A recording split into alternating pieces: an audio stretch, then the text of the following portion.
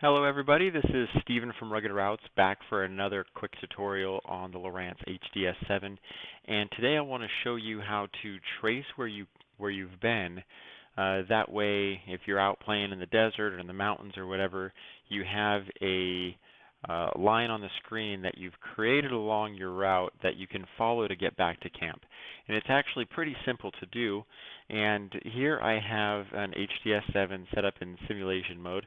And in this example, it's just going to show us going in a straight line, but obviously it's going to, in real life, follow you regardless of which direction you turn or wherever you go. So to get started, you're going to want to push the Pages button in the upper right-hand corner of the unit. And then on the left side, you'll see that there's a Trails option. So you'll go ahead and click on Trails. So in the Trails menu here, I don't have anything in here currently, but you can click on New, that line that's right there in the center, and it'll bring you this new trail dialog box. And all of this is asking is for you to name it if you wish, or you can use the default as it shows Trail 001 here. And it's always a good idea to select a color. Here it's showing black on the left side, but if we touch on that, it gives us a drop down of a bunch of different colors. So in this case, we'll go ahead and select like this pink one here just because it'll stand out pretty well. And as far as the name of the trail, how I was mentioning, it says Trail 001 currently. If you touch on that, it'll bring you a full keyboard where you can backspace out this name and enter in your own name. So we'll just put Test Trail 1 in here for now and click Enter. And then it comes back. As you can see, our name has changed here, and we can go ahead and click on Save. So you'll notice that the display and record switches for our Test Trail 1 are both in the on position. This is what we want, to both be able to view our trail as we're creating it and to actually record our trail. And we'll play with these in a minute to kind of show you the effects of each one of these independently. So we're done with this screen here. We can click on the X in the upper right hand corner, and it'll bring us back to our navigation screen here. And as you can see in this simulation, it's already tracing a pink line in there. And I'll zoom in a little bit. And again, this is just a simulation, so I really did not go trampling off through the forest here.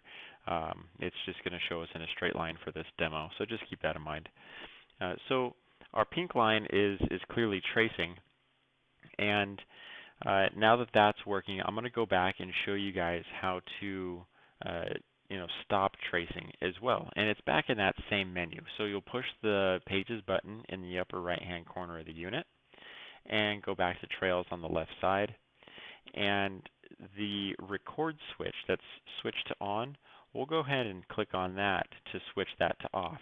Now when we close this box using the X in the upper right hand corner, coming back to our navigation screen, you can see that our pink line that we had traced is still there, but it has stopped tracing. So that is because we turned off the record feature. Now if we go back into that screen again to edit our trail using the Pages button once again, and back into Trails, we can also hide that trail by turning off the display switch. So with that turned off, we can go back once again, and you can see our trail has disappeared, but it hasn't been actually deleted. It's just temporarily hidden. So this is good if you have a whole bunch of trails, maybe a couple different days of riding. You want to collect all of that data, maybe bring it back home and load it up in the computer or something later on, or for whatever reason. But maybe they're overlaying each other and it's getting confusing to read.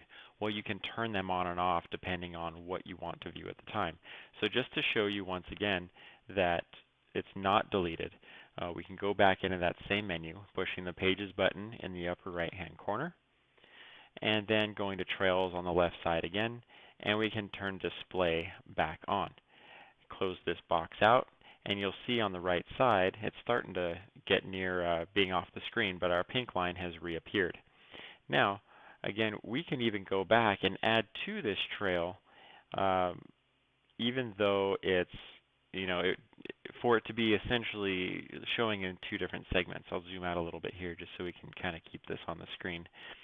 So if we come back into the Trails menu once again, turn Record back on, you'll notice that it will start recording again. We'll zoom in.